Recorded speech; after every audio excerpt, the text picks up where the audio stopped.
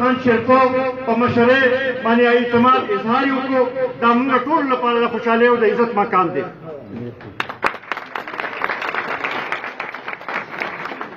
ملک ادریس صاحب او د هغوی د خاندان د یو ډېر لوی عرصې نه د عوامي نیشنل پارټۍ سره تعلق و. ډېرې منډې تړې ورسره والي دي، ډېرې هلې ځلې ورسره کړي دي. خو دا د بدقسمتۍ خبره ده چې د پارټۍ کارکن د پارټۍ اساسه وي او چې د یو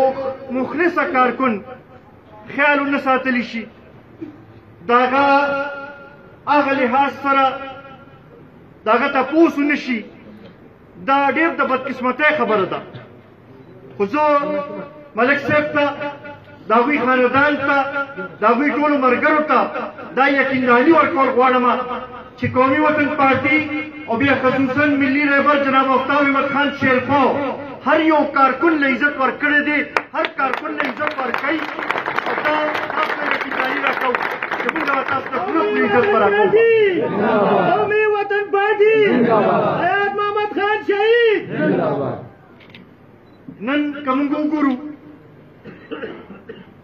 نو اخترآباد چې دی د دې آبادي تقریبا د نیم تنګي آبادي برابر شوې ده اوس. او په دې کې زما دا یقین دی چې د ملک صاحب په شانتې ښه کارکن مخلصه کارکن چې دین راشي او زمونږ زاړه نور ملګري یو ځای شي نو انشاءالله دا به وخت ثابتوي به چې دا اخترآباد چې دی دا به زمونږ ټولو کې مضبوط ګډ به جوړېږي به انشاءالله په ټول تنګي کې به دا ثابتېږي به چې قومي وطن پارټي ټولو کې مضبوط قوت دی. عزتمندو ما نه مخکې نورو ملګرو خبرې وکړې. که موږ وګورو نو د موجوده حکومت 2.5 کاله تېر شو، اوسه پورې خو دوی به بار بار دا وې چې یاره موږ ته په میراث کې داسې حالات ملو شوي دي چې موږ لا فلحال هغه ټیکوو ځکه خپل ایجنډې باندې عمل نه کوو. خو 2.5 کاله پس ته چونکې د پاکستان کې چې کوم پارلیماني نظام دی په هغې کې د یو حکومت آئینی مدت چې دی 15 کاله وي نو نن 2.5 کاله پس ته چې نیم ټایم یې تېر شو مونږه حق به جانب یو چې دوی نه دا تپوس وکړو چې بهی هغه حالات چې څه ته ملو شوي هغه په خپل ځای خو تاسو موږ ته خپله کارکردګي وښیئ چې تاسو په دې 2.5 کاله کې څه وکړل. ځکه چې د نوي پاکستان دعوه تاسو کړې وه، د مدینې ریاست جوړولو خبره کړې وه، د نوي نظام راوستلو خبره کړې وه، د ځوانانو ته ډېر شاندار خوبونه ښیلي وو، ډېر د کورونو نوکرو ورکولو خبره کړې وه. نن چې دې که یو عام کس ته ورشئ او هغه سره کښېنئ او د هغه نه دا تپوس وکړئ چې یاره دې حکومت ستاسو مسایلو کې کمی راوستلي دي او که اضافه کړې ده زما خیال هر یو کس به تاسو ته وایي چې زموږ په مسایلو کې اضافه شوې ده. هر یو کس به راته دا وایي چې زه مطمئن نه یم دې حکومت نه. هر یو کس به راته دا وایي چې ما ته د حکومت نوي شیان ښکاري نه چې دلته کې موجود دی. هر یو کس به راته دا وایي چې مونږ دې حکومت نه دې عمران خان نه نور تمې نشته ځکه چې په دې 2.5 کاله کې دومره نااهله پالیسۍ جوړې شوي دي چې اوس خلکو ته نه ښکاري چې دې به د مسایلو نه دا قوم واصل شي.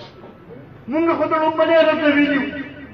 چې دا الیکشن چې دی دا الیکشن نه و، دا سلیکشن و. او یو داسې کس ته حکومت حواله کړی شوی و چې هغه دا تجربه نه لرله چې هغه د عوامو مسایل حل کړي. یو ناتجربه کار او زه به ورته ووایم چې نااهله سیاستدان یا داسې دغه سیاستدان چې جعلي سیاستدان به ورته وایو هغه ته د ملک حواله کړی شوی و او د دې دا تمه وه چې هغه به مسایل حل کړي. خو نن د هغې نتیجه دا ده چې خارجه پالیسۍ په حوالې سره چې وګورو نو موږ بلکل یوازې پاتې شو. د داخله پالیسۍ خو پته نه لګي، بلکې که موږ وګورو نو چې هغه لږ ډېر امن راغلی و د تېر څو ورځو نه که تاسو وګورئ داسې واقعیات کېږي لګیا دي چې بیا ښکاري چې زموږ امن خرابېږي لګیا دی. پرون هم چې دا کوم واقعیات په بلوچستان کې او په وزیرستان کې شوي دي هغه ستاسو مخامخ دي، موږ د هغې مذمت هم کوو. دغه شان چې که وګورو نو زموږ کوم چې د قبایلي اضلاع دي هغې کې دوباره امن و امان صورتحال جوړېږي لګیا دی. خو د دې موجوده حکومت موږ ته څه پالیسي نه ښکاري، موږ ته دا نه ښکاري چې دوی هغې طرف ته توجه ورکوي لګیا دی. بیا اوس سره اصلي شی چې کوم هر یو کس د هغې نه متاثره دی هغه ګراني ده. په دې 2.5 کاله کې په ګرانۍ کې داسې اضافه شوې ده چې د پاکستان په تاریخ کې موږ ته داسې ګراني نه وه لیدلې. دې نه مخکې به ګراني راله یو نرخ ته مقرر شو، خلکو ته به پته ولګېدل چې یاره اوړه 10 روپۍ ګران شو، چیني 10 روپۍ ګران شو، دوایانې 10 روپۍ ګران شوې. خلکو به وایي چې زه ټیک ده. خو دې ځله خو داسې پالیسۍ دي چې د روزانه په بنیاد باندې نرخ زیاتېږي. نن چې په کم قیمت باندې اوړه تاسو واخلئ سبا تاسو په هغې باندې اوړه نه ملاوي. نن چې په کم قیمت باندې چیني واخلئ سبا تاسو ته چیني په هغې قیمت باندې نه ملاوي. بل دې ته وګورئ چې د 1947 نه واخله تر د 2018 پورې د چینو قیمت 550 او 200 چې دی هغه توړه ته پورې رسېدلی د اوړو. او اوس په دې 2 کاله کې چې دی 1500 روپۍ توړه ته ورسېد، یعنې د 1947 نه واخله 2018 پورې چې څومره قیمت و د هغې نه ډبل نه زیات چې دی په دې 2 کالو کې صرف شوی دی. 2 کالو کې او دا بله پته نه لګي چې په دې 1500 روپۍ توړه باندې ودرېږي او که نه ودرېږي. د چینو حالت تاسو مخامخ دی. د دوایانو هغه دوایانې چې کوم د ژوند بچکولو لپاره چې هغې باندې همیشه حکومت دا کوشش کوي چې د هغې قیمتونه کم وساتي، هغې 300 او 400% قیمت زیات شي. خالي د خوراکو په مد کې 33% ګراني راغلې ده. نو داسې حکومت نه به مونږ څه تمه کوو چې هغوی په خپل رعایا ته خپل خلکو ته د ضرورت څیز نه چې دی هغه به صحیح قیمت باندې نه شي رسولی. د هغې حکومت نه به مونږ څه تمه وکړو. او بل خوا ته زمونږ وزیر اعظم صاحب پرون بله ورځ د کابینې اجلاس یې وکړو، د خوبه راپاڅېد او وایي چې یاره ګراني شوې ده، زه په دې باندې چې دی اوس اجلاس کوم او د دې غور و فکر کوم چې یاره دا ګراني ولې شوې ده. بل وزیر اعظم صاحب ته دا 2.5 کاله اوږده پروت وي، دا خو د 2.5 کالو نه د هر چا فریاد و، هر چا ژړل چې ګراني کېږي لګیا ده، روزانه چې د قیمتونو کې اضافه کېږي لګیا ده. هغې وخت کې تا ته خیال نه راتلو، اوس چې تا ته خیال راغی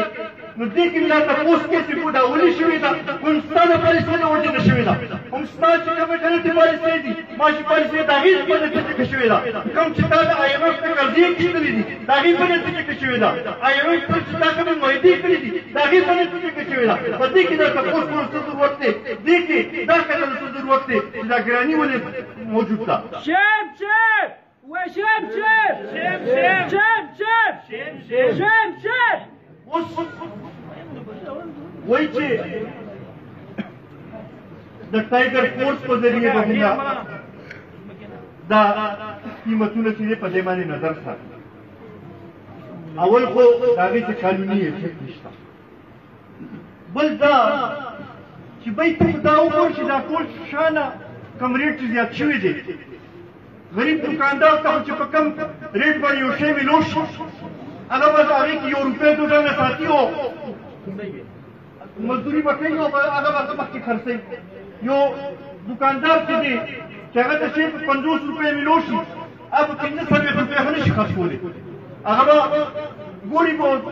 یو روپۍ دو به ځان له مزدوري پکې ږدي ته د شانه وګوره چې شانه دا ولې دا قیمت اضافه شوې ده د هغې طرف ته توجه وکړه معاشي ایکسپرټ سره چې خبره کوی نو هغوی وایي چې د حکومت د پالیسو د وجې نه ګرانۍ کې زیاته اضافه شوې ځکه چې په دې کال کې 18% زیات نوټونه چاپ شوي دي چې نوټونه زیات شي نو د هغې به اثر په ریټونو باندې کېږي چې د هغې به اتومیټک چې دی قیمتونو کې به اضافه کېږي او بل خواته وزیر اعظم صاحب به وی چې یاره घबराना नहीं है तब तैयार करना चाहिए अक्सर पर ये टीवी रागे बच्चे घबराना नहीं है उस सीधा ऑपोजिशन जलसे कई तो मुंगा वो तो वही कि घबराना नहीं है दा खलक करे दा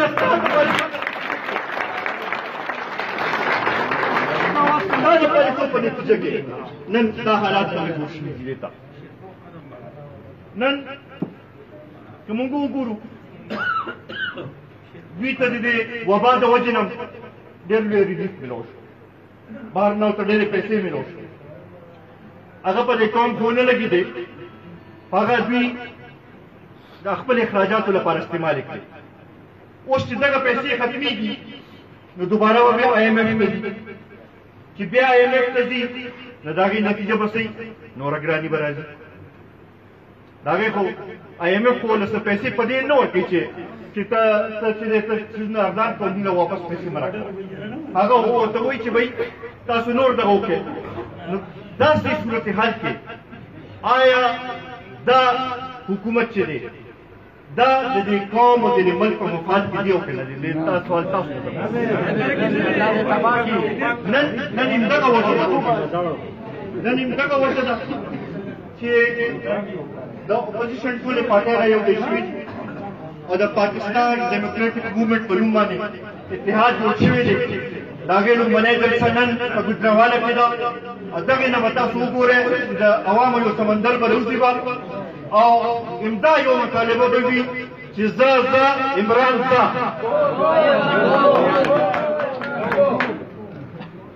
وسره که تاسو وګورئ نو د اخلاقي جواز ماګه لحاظ سره د ختم شوی دی دغه د کرپشن په نوم باندې ووټ وغوښتي چې زه به کرپشن خاتمه کوم تاسو نه راته پوښتنه کوم آیا کرپشن کم شوی دی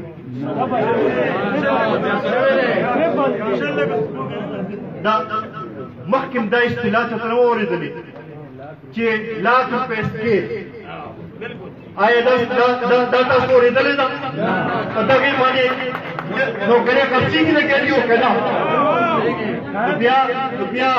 یو کس چې هغه د کرپشن ختمولو په نوم باندې راغلی و ټولو کې زیات زه به وایم چې ټولو کې زیات کرپټ حکومت دا دی چې نوکرۍ خرڅوي د کېدي لاک روپۍ سکیل باندې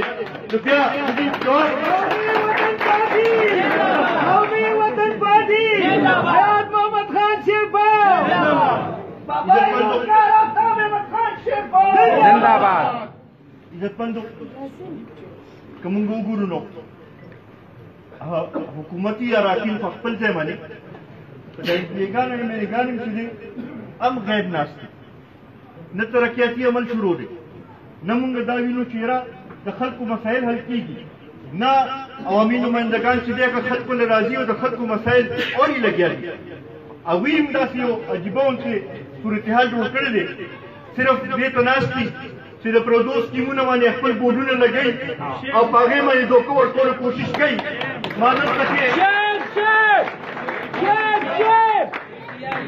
ما دلته کې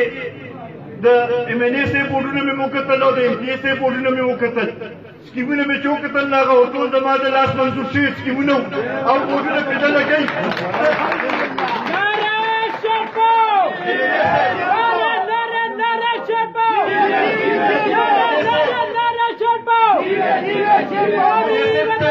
خپله څه منظور کا روډ او هغې بورډونه به موږ هم درته وایو چې شاباش او پرون دی په د پردو سکیمونو باندې چې ته بورډونه لګې په دې باندې د قوم له نور دوکه نه شي ورکولی دا یو ځل چې دوکه شوي دي دغه په خپل ځای باندې دې نه پس نور تاسو د قوم له دوکه نه شي ورکولی قومی وطن پارٹی ملی رہبر جناب آفتاب احمد خان شیرپاؤ صوبائی صدر سکندر ایاز خان شیرپاؤ قومی وطن پارٹی عزتمندو دا تسلی ز تنګي له ورکول غواړم د تنګي خلکو له مو ټول هلکه 56 بلکې ټول چارته دیلا ټولې پښتونخواله چې قومي وطن پارټي ته چې کله موقع ملو شو څنګه چې مخکې خدمت کړې دا غي نور لسټه به ځات کړې ما ته دې سیمه ټول پښتانه په دې خبرې باندې قایل دي چې د مشر کم سوچ تعمیری سوچ دی داغه گواه چې دی هر یو کس دی داغه عوامو له روزګار ورکولو دغه چې دی کردار هر چا ته معلوم دی ان شاء الله زما دا یقین دی چې تاسو را سره راپاسئ تاسو را سره اتفاق او اتحاد وکړئ ان شاء الله روان وخت دی هغه به د قومي وطن پارټۍ وي تاسو به وي او ان شاء الله تاسو به بیا اخر کې یو ځل بیا د ملک ادریس صاحب د هغوی د ټول خاندان ډېر زیات مشکور یم هغه ملګرو چې چا دې کې خصوصي د کل کردار ادا کړی دی د هغوی ډېر زیات مشکور یم د حلقې د تنظیم د یونین کونسل د تنظیم د ویلیج کونسل د تنظیم ډېر زیات